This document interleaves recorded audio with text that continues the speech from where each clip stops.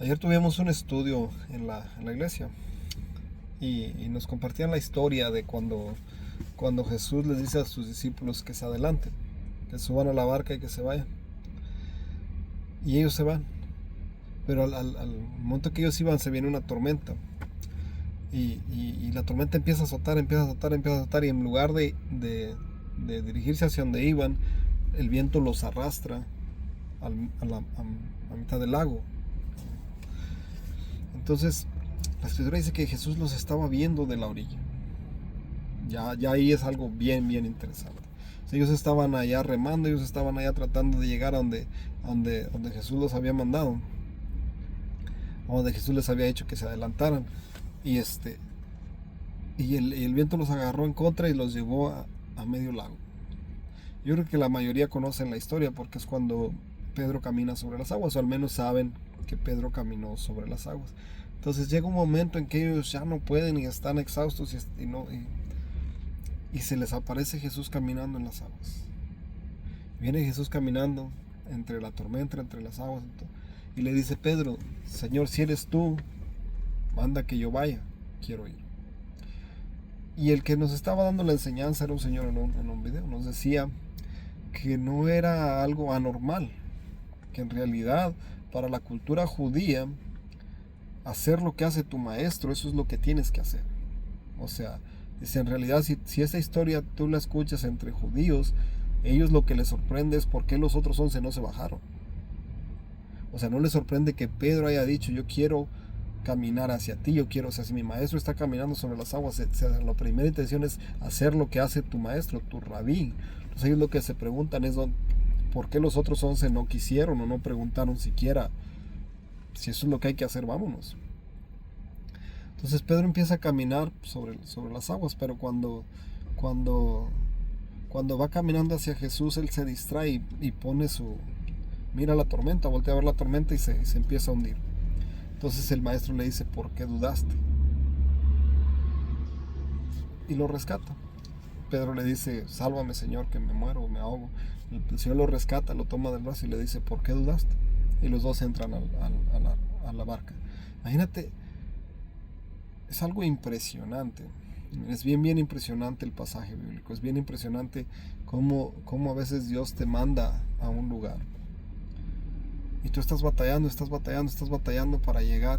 Y aquí no estoy hablando de proyectos y de sueños y lo que sea. Puede caber también, pero es muy superficial.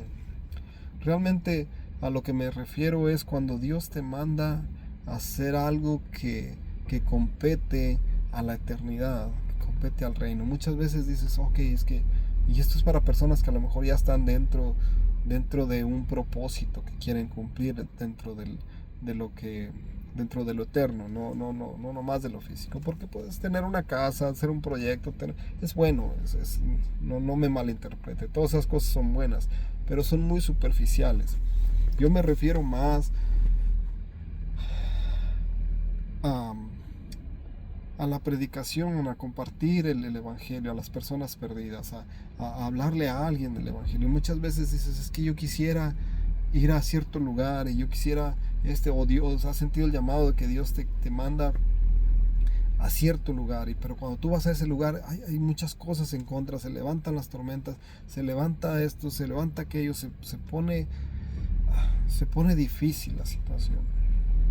Ahora tienes que recordar que Jesús, que el maestro te está viendo. Tú tienes que seguir remando, tienes que seguir luchando, tienes que seguir peleando hasta que Él venga a rescatarte, hasta que Él venga en tu ayuda, porque créeme que cuando ya no te queden más fuerzas, Él va a estar ahí. Va a estar ahí para levantarte, para sacarte si te estás hundiendo, para llevarte de nuevo a la barca. Y cuando Pedro y Jesús entran a la barca, la tormenta se calmó. Y todo esto es muy bonito y todo esto es muy lindo. Pero el detalle más impresionante que me llamó la atención anoche es que Jesús los manda a una dirección, a 8 millas por la costa hacia arriba. Ellos terminan en medio del lago por la tormenta, por el viento contrario que tenían. Recordemos que eran barcas de vela. Y cuando regresan a la orilla, ellos terminan 2,5 millas más abajo de donde empezaron.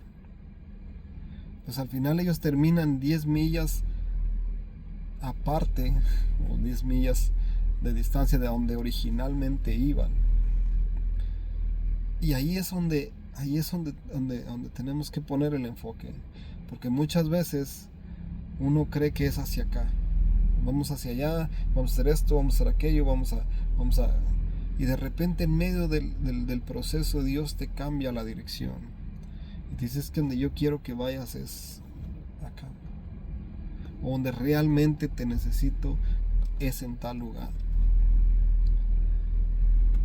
Y muchas veces nos esforzamos tanto, nos enfocamos tanto por llegar a un lugar donde a lo mejor Dios no nos ha llamado, o a lo mejor Dios nos mandó en esa dirección para que nos preparáramos, para que fortaleciéramos, para que enfrentáramos la tormenta, pero al final de cuentas íbamos a estar en otro lugar.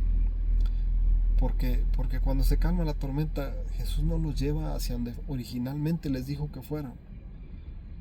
Porque, mire, pensemos en algo.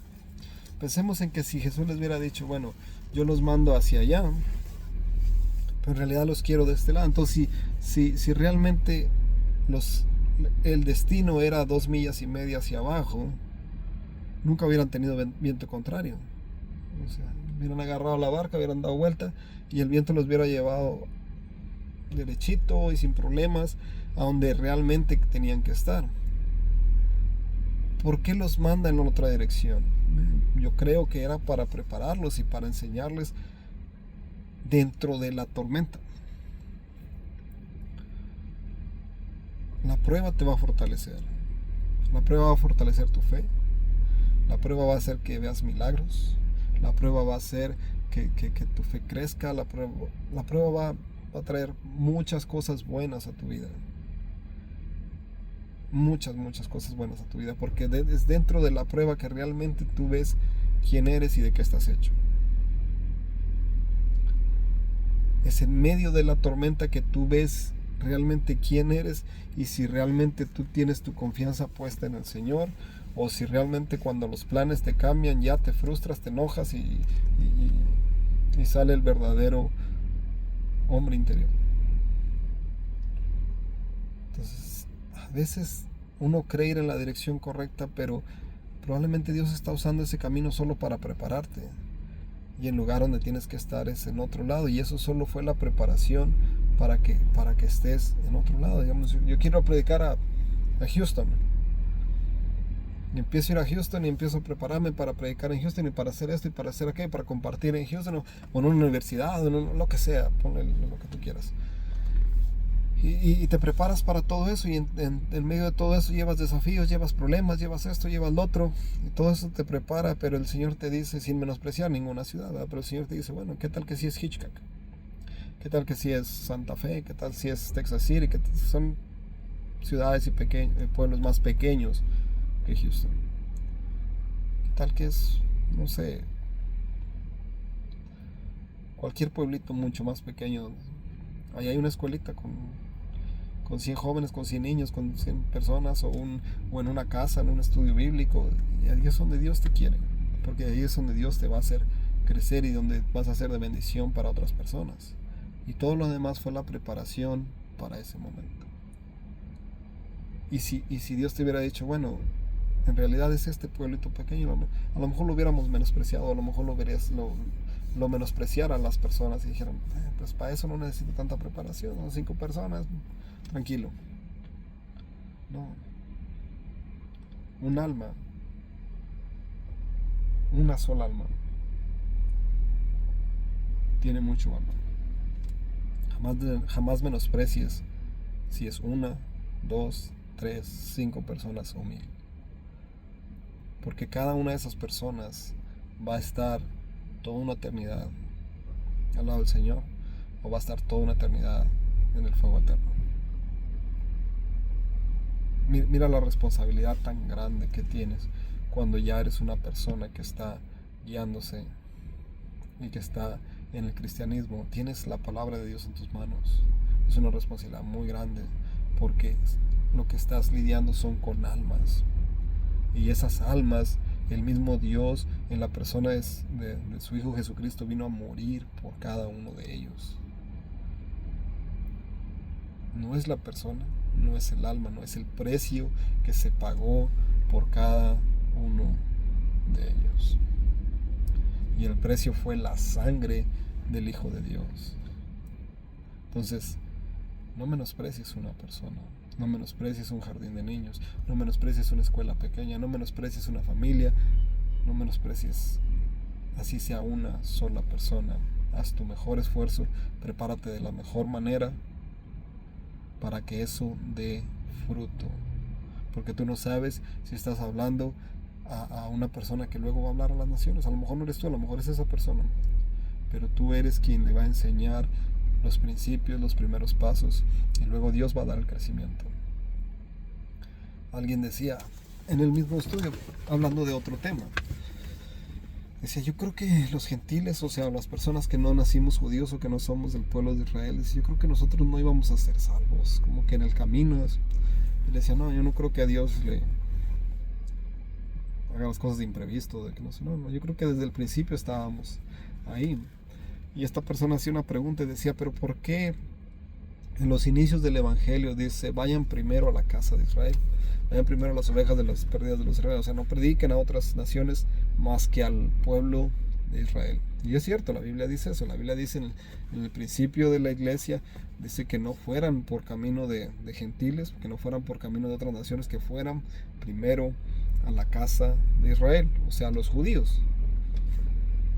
Y no es algo que yo sepa, es algo que pensé en el momento, es algo que pensamos en el momento los que estábamos ahí. Bueno, a lo mejor es una enseñanza.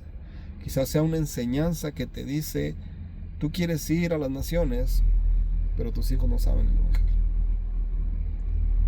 Tú quieres ir a hablar a pueblos enteros y a ciudades enteras, pero no empiezas en tu casa. O sea, el ejemplo no está puesto en tu casa. ¿Para qué quieres ir a las naciones? ¿Para qué quieres ir a las calles? ¿Para qué quieres ir a las ciudades? O sea, ¿para qué querrías ir? ¿Por qué Dios te entregaría una ciudad completa para que le prediques? ¿Por qué Dios te entregaría una iglesia enorme, una iglesia de 100 o 50 personas o de 10 o de 5? No sé, si tus hijos no conocen quién es Jesús. Si tus hijos no conocen qué fue lo que hizo Dios por nosotros, qué fue lo que tuvo que pasar para que pudiéramos tener acceso al reino de los cielos. Si tus hijos no conocen el Evangelio de ti, de tu boca, de tu experiencia, de tu ejemplo, yo no creo que Dios te vaya a entregar las naciones. Y quizás puedas llegar a tener una iglesia, quizás puedas llegar a predicar las naciones, quizás puedas ser un gran evangelista, pero quizás estás fuera de la voluntad de Dios. Quizás estás haciéndolo en tus propias fuerzas, en tu propia experiencia, en tu propio conocimiento. Y ese es solo mi pensar. No es que es así, no. Es que yo creo que a lo mejor es una enseñanza. Empiezas en tu casa, como dice el dicho, el buen juez en su casa empieza. Y no estoy siendo antibíblico, realmente la Biblia dice que si alguno anhela diaconado, o sea, lo que es un líder o un pastor o un predicador, dice, tiene que ser un hombre que su casa esté en orden. Y si tu casa no está en orden, recuerda que somos libros abiertos, y no quiere decir que tu casa sea perfecta, no, pero es en tu casa donde empiezas, es en tu casa donde empiezas a ser un ejemplo de padre, porque ¿qué le vas a ir a hablar a las personas? ¿Vas a hablar de tu matrimonio? ¿O vas a hablar de matrimonio? ¿Vas a hablar de hijos? ¿Vas a hablar de cómo ser hijo, de cómo ser padre? ¿Vas a hablar de muchas cosas y la gente te va a estar viendo y te van a estar juzgando? Entonces, dentro de todo, yo creo que hay dos cosas que podemos rescatar. No frustrarnos cuando la dirección se nos cambie, a pesar de todo lo que hayamos pasado y todo lo que nos hayamos esforzado por llegar a donde creíamos que teníamos que llegar. Si Dios cambia la dirección, es la dirección correcta. Y lo demás solo fue preparación. Y te va a servir mucho. Segunda, empieza en tu casa. Cuando empieces en tu casa, Dios te va a llevar a donde Él te quiera llevar. pero tu primera iglesia y tu primera responsabilidad son tu esposa y son tus hijos. Así tenga 3 años de edad. Esa es tu primera iglesia. Que Dios te bendiga.